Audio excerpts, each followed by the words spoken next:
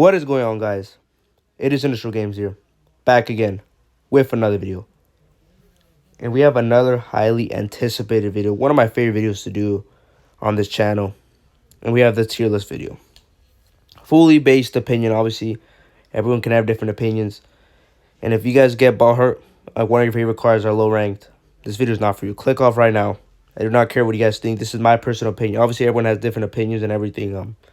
Yeah, you may guys have different opinion, but these are cards based off, I guess, high ranked and everything. I don't care if you guys if you guys are like superstar and everything, low superstar, and you guys think this card cooks, in high rank he's not gonna cook the card. So this is just based off, I guess, top players wise, you know what I mean.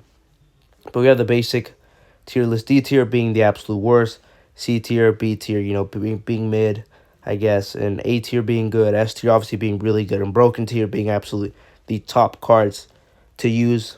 This is 3v3 ranked, guys, obviously based off 3v3 ranked and everything, and in no particular order here. We have here, so if you see 5 S tier cards, they're no in particular order, they're just in the S category, if you know what I'm saying. Starting off here, we're going to start off with the rares, and then work our way up with the epic and then the legendaries. But we don't have all the rare cards because I'm not going to add all the rare cards, because all the rare cards obviously not used. Adding mostly the rare cards that are actually kind of used. Even then, rare cards are not really used in top high ranked at all. But I'm just going to add them for the sake of it. Starting off with the D tier, we have Clint Capella. Just not a good card in my opinion at all. The reason he's not even used in low ranks, in my opinion, just an 11-point game. Jalen Green, C tier. Dinwiddie is C tier. He can hit a couple of threes here and there. Marcus Smart just has defense. No bag, though. C tier. Brook Lopez, he can get threes. That's really about it. He can block decently. D'Angelo Russell, a C tier. Jordan Poole, a C tier.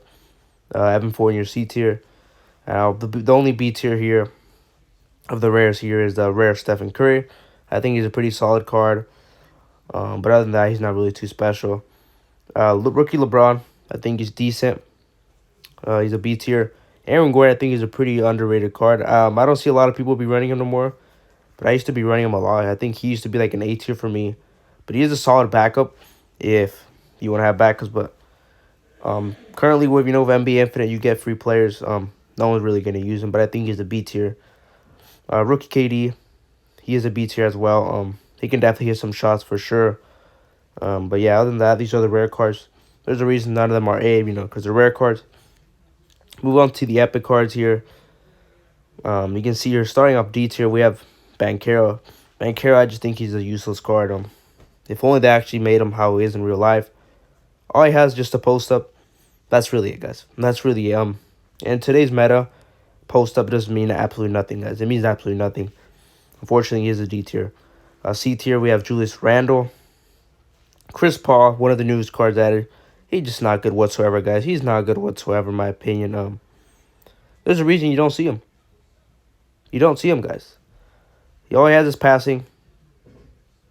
And, yeah, that's pretty much it. He's a good playmaker, decent shooting, but other than that, not too special. John Morant, C tier. I know some of you guys be commenting, oh, John Morant's an A tier. No, he's not, guys. He's not. If you play in high ranked, he is useless. Epic SGA, C tier. Donovan Mitchell, C tier. I don't know why some of you guys say Donovan Mitchell's good here and that. He's not good, guys. He is not good. I don't care if he gets buff. He's not good. If I have an AD, if I have Kawhi using, that is a free clamp up, free block up. Just my personal opinion, guys. De'Aaron Fox, could be an argument he can be a B tier, but he's definitely just a C tier. Jaylen Brown, fortunately he's a C tier. One of my favorite players in the NBA. Fortunately he's a C tier. He's just not a good card. Marketing, he's a C tier. Close B tier for sure. DeRozan, not a good card at all. He's a C tier as well. Brandon Ingram, C tier as well. Not too special. Porzingis, he would be a neat B tier if he was actually really fast. If he actually had decent speed. Maybe for coaches, he can definitely B tier. But he can block the ball and he can shoot threes for sure. But yeah, he's a pretty decent card, I guess. Halliburton, C tier as well, the epic version. Sengun, he's a C tier. I just don't get for a center, 750 rebound is just not enough. Not enough. Now move on to the B tier. Like I said, there's no particular order, guys. We have Bam Adebayo here at the B tier. Definitely can made an argument for an A tier, but I'm going to say he's a really underrated good card. He's definitely a really good card to use for a budget.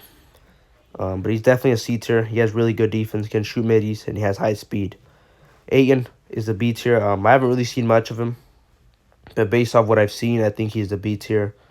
Has really good mid range, like high mid range. Like at R7, you look at 900, so that's very good.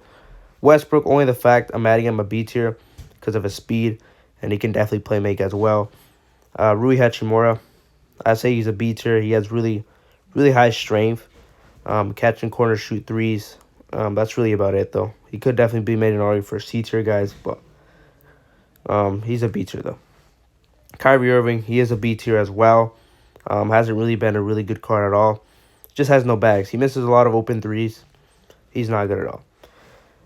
Now Jimmy Butler, um, he is a B tier. I know he has that monster dunk spam, but it can definitely be blockable now. For that reason, he is a B tier now. Zion took a big took a big took a big leap down. You know, he used to be an S tier, A tier, but I think he's a B tier now because all he has is just dunks, guys. You can block it. It's all timing, just run and dunk. That's really all he has. Rudy Gobert, he is a B tier. I don't know why I keep hitting this, but Rudy Gobert is a B tier. All he has is defense. He really can't do anything on offense unless he's completely left open, and he's really slow. Sabonis can definitely be made an argument for barely an A tier, but I think he is a B tier. I would put him like a high B tier if he would be ranked like that. His rebounding, high rebounding, and he has really good passes. Siakam is a B tier for sure as well. Anthony Edwards, I think he's a decent card. I would say I would put him there because, you know, of his strength, really high strength. He can pretty much poster dunk cards that he has higher strength on, but obviously he can be blocked. But his mid range and three is not that good at all. But other than that, he's a pretty good card.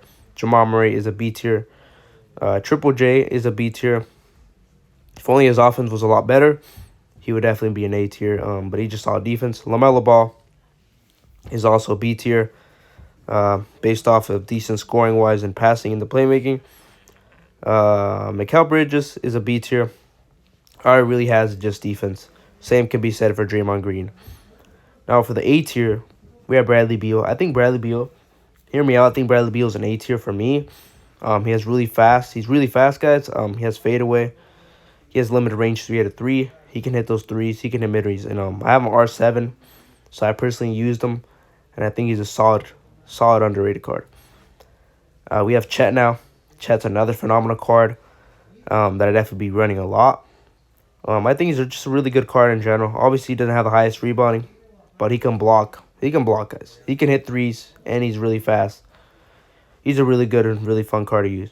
Trae Young is an A tier as well.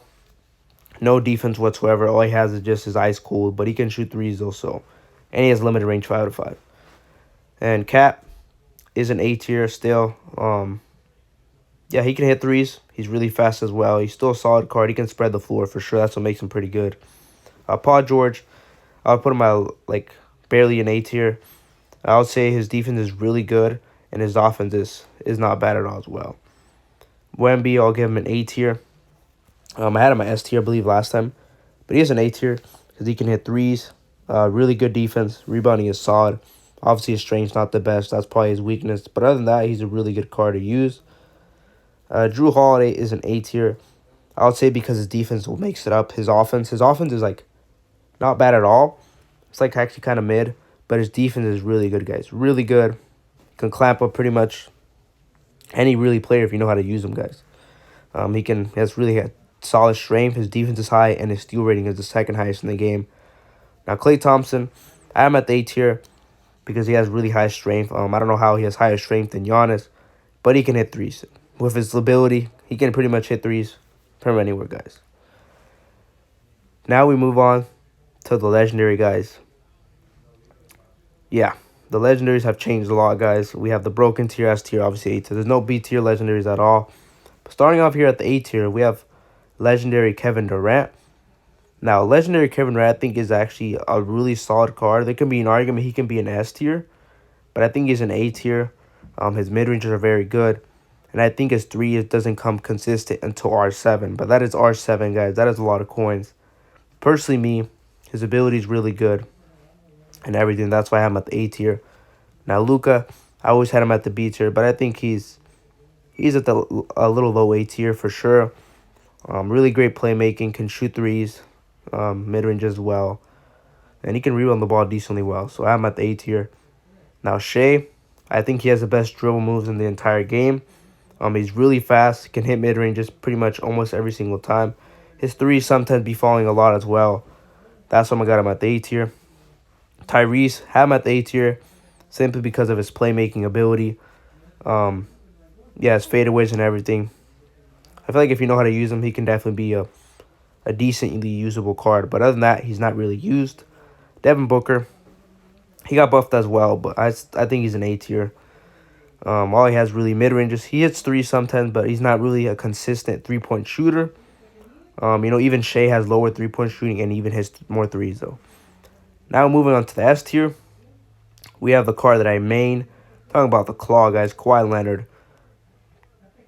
Just a defensive machine, guys. Can steal the ball. Mid ranges is elite. Catch and shoot corner threes. He can hit them for sure as well. What makes him really good, though, just defense. He can definitely block the Giannis dunk monster, guys. He can block any dunk monster. He can literally just stand there, steal the ball. Like, if you bump a guy and he can't move, they can literally just steal the ball. Simple as that.